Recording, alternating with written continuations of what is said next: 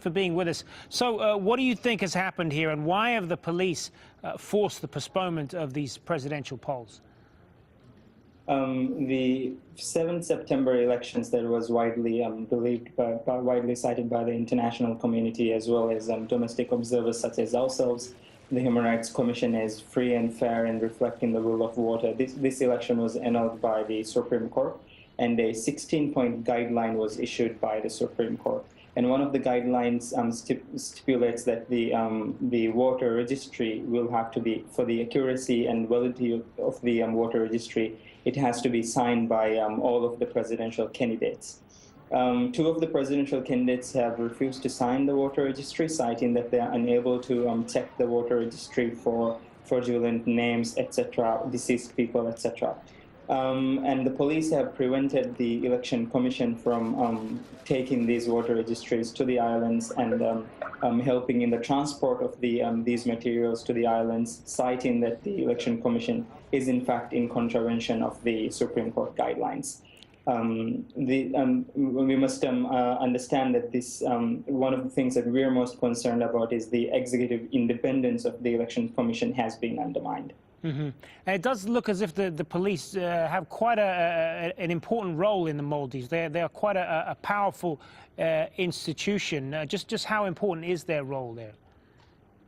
Obviously, an election cannot happen without the help of institutions in the Maldives. It's not just the Elections Commission's role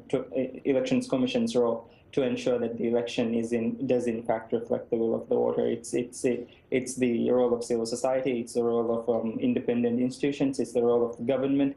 Everybody has a role to play in ensuring that the election proceeds in a smooth and fair manner. The police are equally, are especially important, given that they provide security and that they have a very important role in maintaining an environment that is conducive to elections. Have you found any irregularities at all or fraud in these elections from the work that your group has conducted?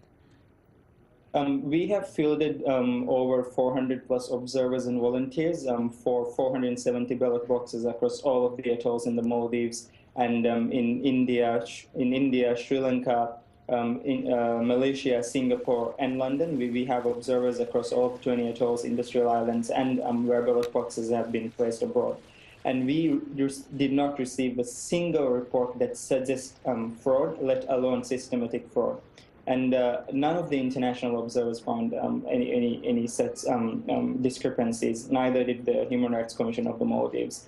In the absence of any evidence of systematic fraud, the Supreme Court has in fact annulled the first round of elections that was held on 7 September 2013.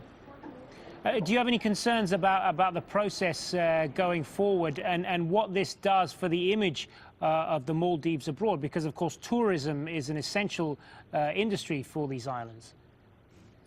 One of our biggest concerns is that there are constitutional deadlines. Two of the constitutional deadlines have already passed. One of the constitutional deadlines is that the second round must take place within 21 days of the first round. We already passed that. And there's a second deadline in the Constitution that says a president-elect must be in place 30 days before the tenure of a sitting president is over. And the tenure of the current president will be over by November 11th, and new president should be sworn in by November 11th. However, we still don't have a president-elect. This is problematic on many fronts because the legitimacy of the sitting president can be called into question.